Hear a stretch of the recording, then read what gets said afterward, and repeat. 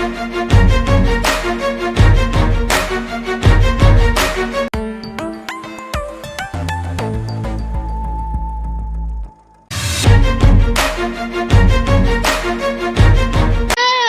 है, मोदी जी का वंदन है। अब मंच पर हमारे देश के यशस्वी प्रधानमंत्री, लोकप्रिय प्रधानमंत्री, गरीबों के प्रधानमंत्री, सभी के प्रधानमंत्री माननीय नरेंद्र मोदी जी पधार चुके हैं। मैं आप सबसे आग्रह करूंगी कि एक बार जय सिया राम के उद्घोष से मोदी जी का स्वागत करें। जय श्री राम, जय जय श्री राम। बहुत बहुत धन्यवाद। और अब मैं मुजफ्फरपुर लोकसभा के प्रत्याशी डॉक्टर राजभूषण चौधरी निषाद जी से आग्रह करूंगी कि वो मुजफ्फरपुर के बाबा गरीबनाथ की इस पावन धरती पर मोदी जी का सम्मान भेंट देकर, प्रतीक चिन्ह देकर करेंगे।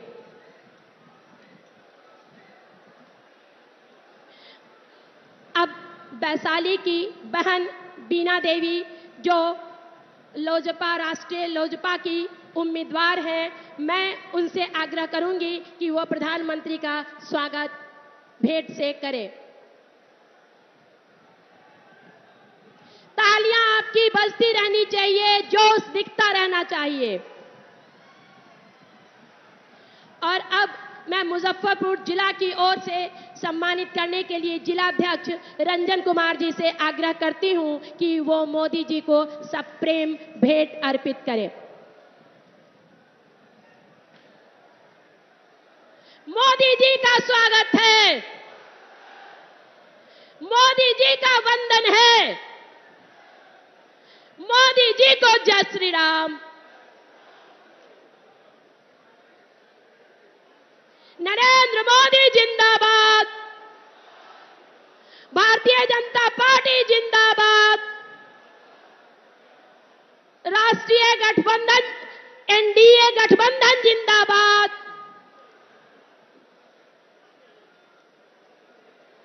अपने प्रधानमंत्री जी को देखकर अभिभूत होती हुई वैशाली की इस पावन धरती, गणतंत्र की धरती की जनता, मुजफ्फरपुर बाबा गरीबनाथ की पावन भूमि की जनता सब उत्साहित मोदी जी के स्वागत हेतु।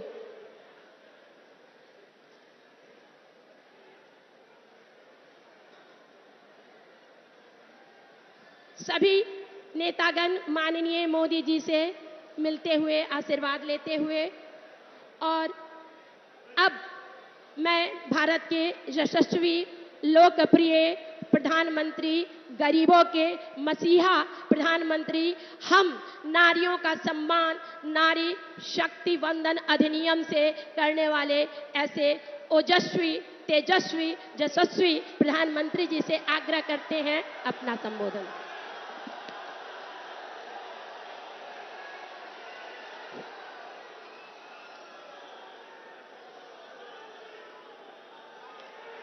भारत माता की, भारत माता की, भारत माता की। बाबा गरीबनाथ के ई पावन धरती पर अपने सबके अभिनंदन करे छे। खुदीराम बोस, जुब्बा सहनी और पंडित सहदेव जाके ई वीर भूमिका गोर लगे छे। आज चौथे चरण का मतदान चल रहा है। आप सभी जनता जनार्दन के आशीर्वाद से बीजेपी और एनडीए के पक्ष में आंधी चल रही है, आंधी। यहां बिहार में भी जंगल राज वाली पार्टी चारों खाने चित्त होने जा रही है। और मैं हिंदुस्तान में जहां जहां गया, बिहार में जहां जहां गया, एक ही आवाज आ रही है, एक ही स्वर सुनाई दे रहा है। फिर एक बार,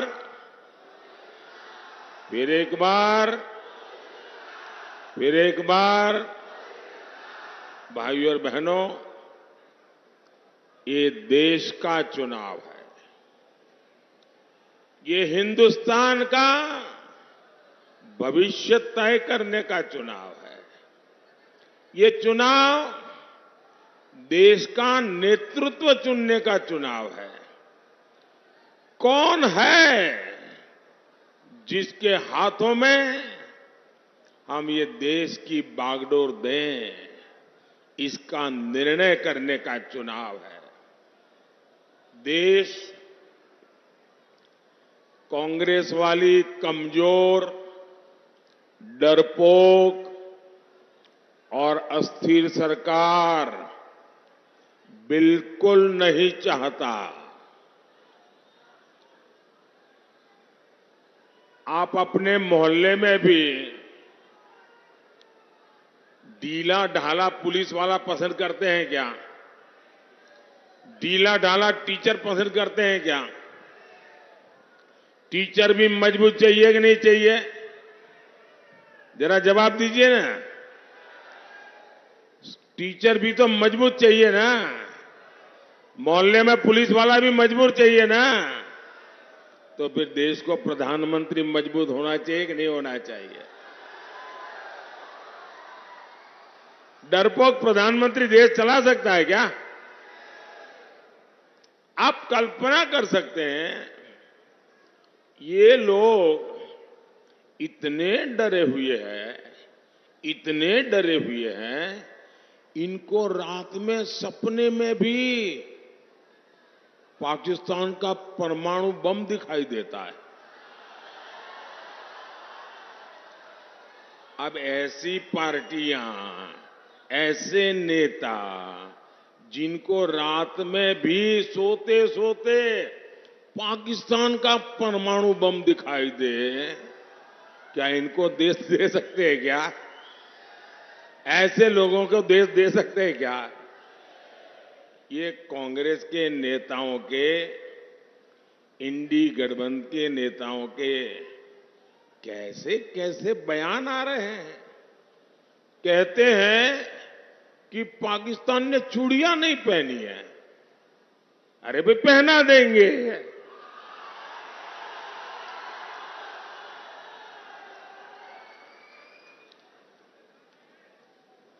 अब उनको आटा भी चाहिए, उनके पास बिजली भी नहीं है। अब हमें मालूम नहीं है कि उनके पास चूड़ियां भी नहीं है।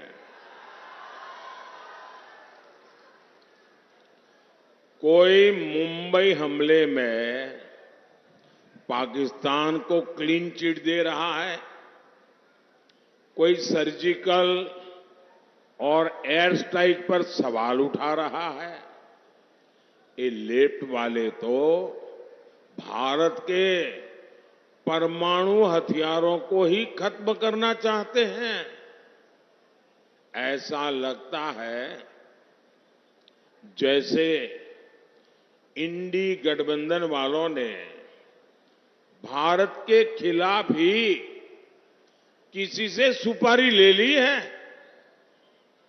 आप मुझे बताइए, ऐसे स्वार्थी लोग क्या राष्ट्र रक्षा के लिए कड़े फैसले ले सकते हैं क्या? जरा पूरी ताकत से बताइए, कड़े फैसले ले सकते हैं क्या? कड़े फैसले ले सकते हैं क्या? कड़े फैसले ले सकते हैं क्या? ऐसे दल जिनके अंदर कुछ ठिकाना नहीं, वो भारत को मजबूत बना सकते हैं क्या? मजबूत बना सकते हैं क्या? वो तो मजबूर बनाकर छोड़ेंगे। साथियों, मोदी पूर्वी भारत के राज्यों को जो हिंदुस्तान का नक्शा देखें और सीधी लाइन बनाएं, तो जो पूर्वी भारत है, जिसमें हमारा बिहार है, हमारा झारखंड है, हमारा बंगाल है, हमारा उड़ीसा है, ये जो पूर्वी भारत के राज्य है, ऐसे राज्यों को विकसित भारत के विकास का ग्रोथ इंजन मानता है। इसलिए मैं विकसित बिहार, विकसित भारत के मंत्र पर काम कर रहा हूं।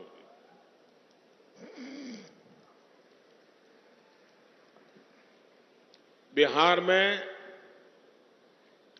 आधुनिक कनेक्टिविटी हो, लोगों का जीवन आसान बनाने का काम हो, युवाओं के लिए नए अवसर बनाने हो, कानून व्यवस्था को बेहतर बनाना हो, एनडीए सरकार हर दिशा में काम कर रही है। मोदी चारों दिशाओं में एक साथ काम करने का स्वभाव रखता है। मुजफ्फरपुर और बिहार के लोगों ने दशकों तक नक्सलवाद का जख्म सहा है। पहले की सरकारों ने नक्सलवाद को पाला, पोसा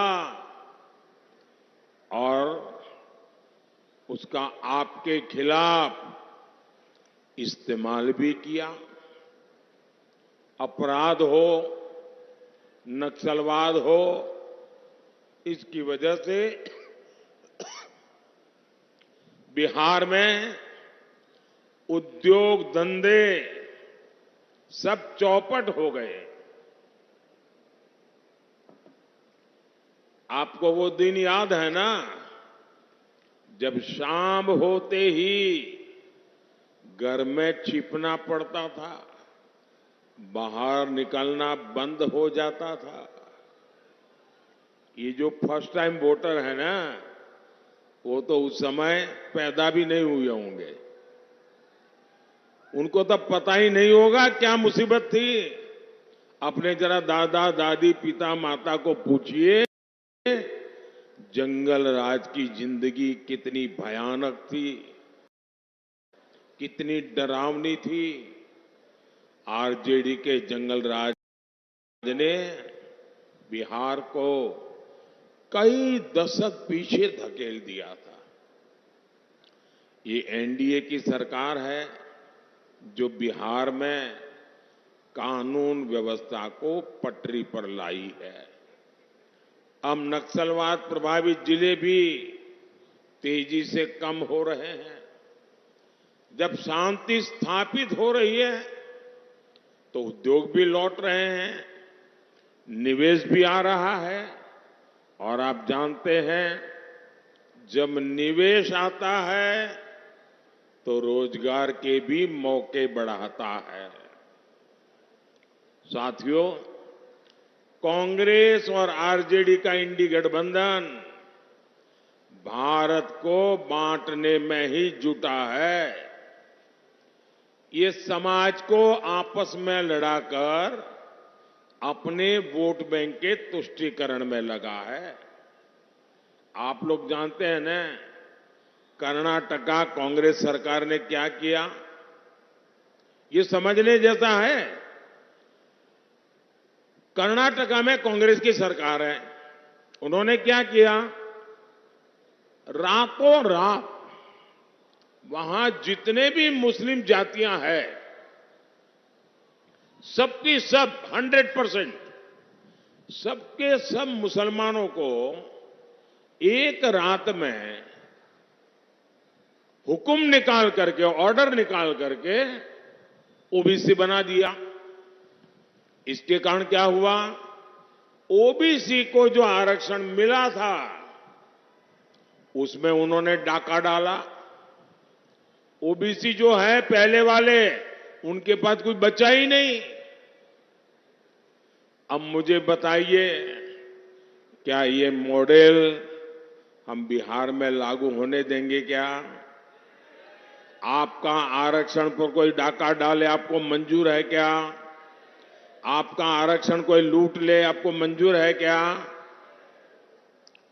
और यहां बिहार में जो चारा वाले हैं, उन्होंने और भी खतरनाक बात कही है।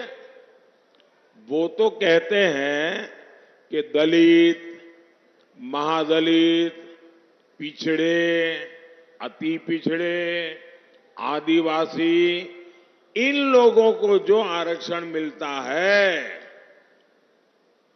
वो उनसे लेकर के पूरा का पूरा वो मुसलमानों को देना चाहते हैं। साथियों, ये देश ऐसी कोई भी हरकत नहीं चला लेगा। और जो ये दलित, पीड़ित, आदिवासी, वंचित, ओबीसी इनका आरक्षण लूटना चाहते हैं ना, वो जरा लिख लो, ये मोदी है, जान की बाजी लगा दूंगा, लेकिन आपको न संविधान को हाथ लगाने दूंगा, न धर्म के आधार पर आरक्षण करने दूंगा, और न ही एससी, एसटी, ओबीसी का आरक्षण छीनने दूंगा। और इसलिए मोदी किसी को धर्म के आधार पर आरक्षण नहीं देने देगा। और ये मोदी की गारंटी है। साथियों, हमारी प्रतिबद्धता बिहार के युवाओं के सपनों को पूरा करना है। यहां नीतीश जी के नेतृत्व में लाखों सरकारी नौकरियां बिहार सरकार ने दी है, एनडीए सरकार ने दी है। केंद्र सरकार ने भी रोजगार मेलों के जरिए लाखों भर्तियों की योजना को, और हमने तो इतने सुधार किए, पहले नौकरी भर्ती में 2-2 साल तो कागजी काम चलता था। मैंने इसको कम कर करके 1 साल में 10 लाख लोगों की भर्ती करने की ताकत पैदा कर दी है। बिहार में 8 नए मेडिकल कॉलेज स्वीकृत हुए हैं। बिहार में 10,000 से ज्यादा आयुष्मान आरोग्य मंदिर बने हैं। बिहार में 400 से ज्यादा जन औषधि केंद्र खुले हैं। राज्य के गांवों में 60,000 से ज्यादा कॉमन सर्विस सेंटर खोले गए हैं। मुझे बताइए, सारा इतना हो रहा है, इसमें कौन काम कर रहा है? नौजवान को रोजगार मिले बिना एक काम होता होगा क्या? आज देश में लाखों कॉमन सर्विस सेंटर गांव-गांव चल रहे हैं। ये मेरे नौजवान नहीं चला रहे तो कौन चला रहा है? रोजगार नहीं होता तो कैसे चलता? भाई और बहनों, यहां बड़ी संख्या में हमारी माताएं बहनें आई हैं। आप जरा याद कीजिए, 10 साल पहले महंगाई की स्थिति क्या थी? तब एक ही गाना चलता था, और बिहार में तो बहुत चलता था, महंगाई डायन खाए जात है, महंगाई डायन खात जात है। तब महीने की 20,000 की आमदनी पर कांग्रेस सरकार आके कहती थी कि टैक्स दो। आज मोदी ने ऐसा सुधार किया है कि 50-60 हजार रुपए की आय तक आपको एक नया पैसा भी टैक्स नहीं देना होगा। अब ये बचत हुई कि नहीं हुई? तब गरीब तो फोन भी नहीं रख सकता था, फोन करना भी महंगा था। आज तो हर किसी के पास, यहां जितने लोग बैठे हैं ना, 80% लोगों के हाथ में मोबाइल होगा और बिल भी बहुत कम आता है। साथियों, कांग्रेस सरकार में गरीब परिवार की बहनों के लिए तो रसोई चलाना और भी मुश्किल था। तब मोदी नहीं था तो आपको मुफ्त अनाज और मुफ्त इलाज भी नहीं मिलता था। मुफ्त राशन की योजना ने गरीबों के 10 लाख करोड़ रुपए ज्यादा बचाए हैं, वरना ये पैसे उनको अनाज खरीदने में जाते। 10 लाख करोड़ रुपए इस देश के लोगों के जेब में बचे हैं। हमने जो मुफ्त योजनाएं चलाई हैं, उस मुफ्त इलाज की आयुष्मान योजना ने गरीबों के 1.25 लाख करोड़ से ज्यादा बीमारी के समय होने वाले खर्चे मोदी कर रहा है, इसलिए आपके पैसे बच गए। जन औषधि केंद्रों में 80% डिस्काउंट से दवाई बेचते हैं हम। 100 रुपये की दवाई 20 रुपया, 15 रुपया, 8 रुपया ऐसे मिलती है।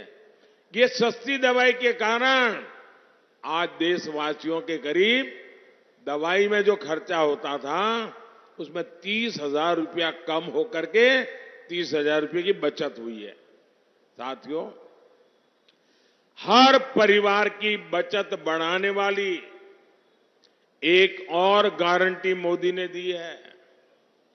अब बिहार के हर परिवार में जितने भी बुजुर्ग हैं, जिनकी उम्र 70 साल से ऊपर है, 70 साल से ऊपर जो भी है आपके घर में, कुछ न कुछ तो दवाई लगती ही लगती है।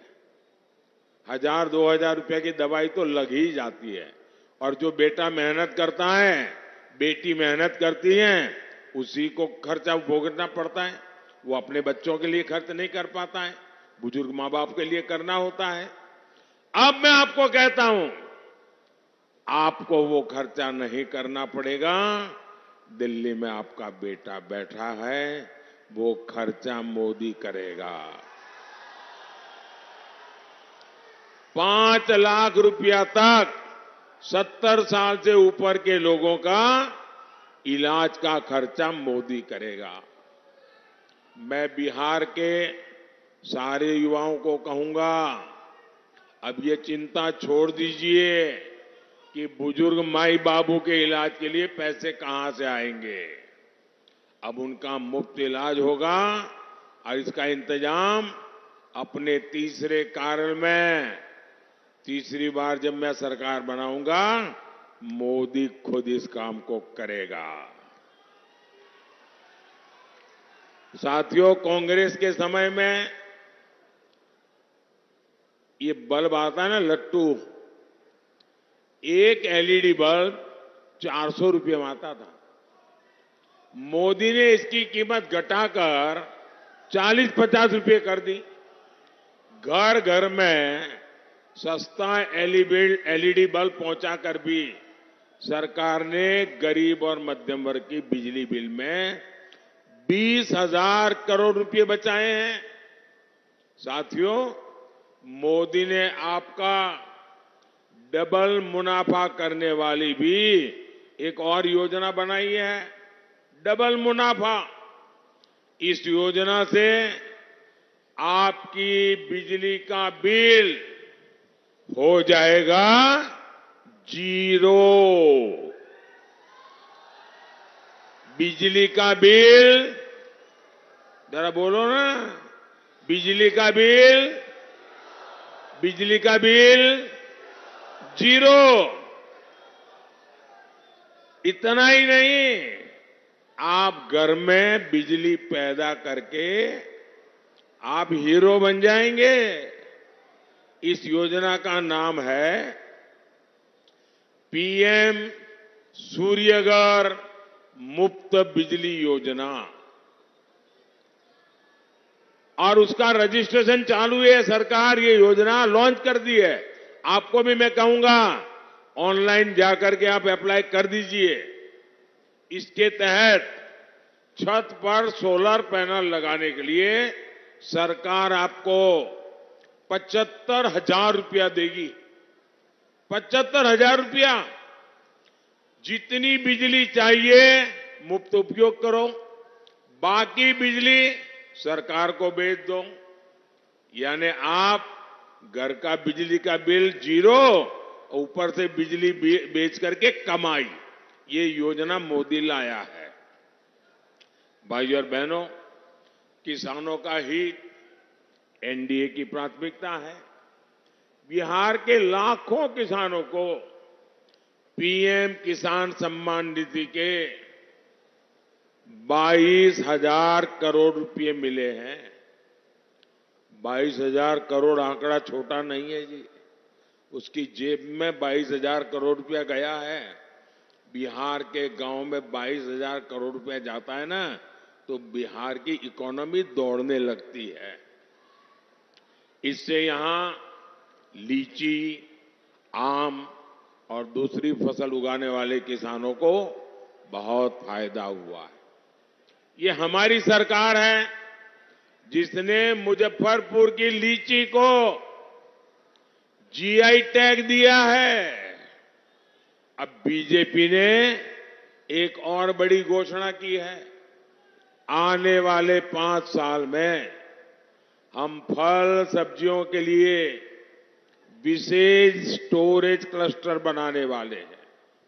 यही नहीं, आने वाले 5 साल में फूड प्रोसेसिंग के लिए भी हम तेजी से काम करेंगे। साथियों, हमारी सरकार की प्राथमिकता मछली पालन से जुड़े भाई बहन भी है। इन्हें मत्स्य संपदा योजना से हजारों करोड़ रुपए की मदद दी गई है। ये हमारी ही सरकार है जिसने किसान क्रेडिट कार्ड से मछुआरों को भी जोड़ा है और देश में पहली बार मछुआरों के लिए अलग मंत्रालय बनाया। 75 साल हुआ, किसी ने नहीं बनाया, मोदी ने बनाया। मछुआरों के लिए अलग मंत्रालय, अलग बजट, अलग योजना, सिर्फ और सिर्फ मछुआरों के लिए। साथियों, बिहार में रेल, रोड, एयरपोर्ट जितने भी काम यहां चल रहे हैं वो तेजी से पूरे हो। बिहार विकसित होने के रास्ते पर तेजी से चले, इसके लिए मुजफ्फरपुर से हमारे साथी राजभूषण चौधरी निषाद जी और वैशाली से वीणा देवी जी को भारी वोटों से विजयी बनाना है। और जब आप इनको वोट देंगे ना, तो वोट सीधा सीधा मोदी के खाते में जाएगा। तो आप ज्यादा से ज्यादा वोट करवाएंगे, पोलिंग बूथ जीतेंगे।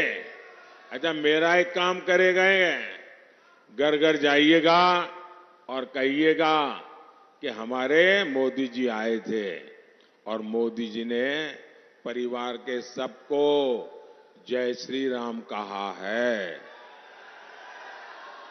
मेरा जय श्री राम पहुंचा दोगे? हर परिवार में पहुंचा दोगे? बोलिए भारत माता की, भारत माता की, भारत माता की। बहुत बहुत धन्यवाद।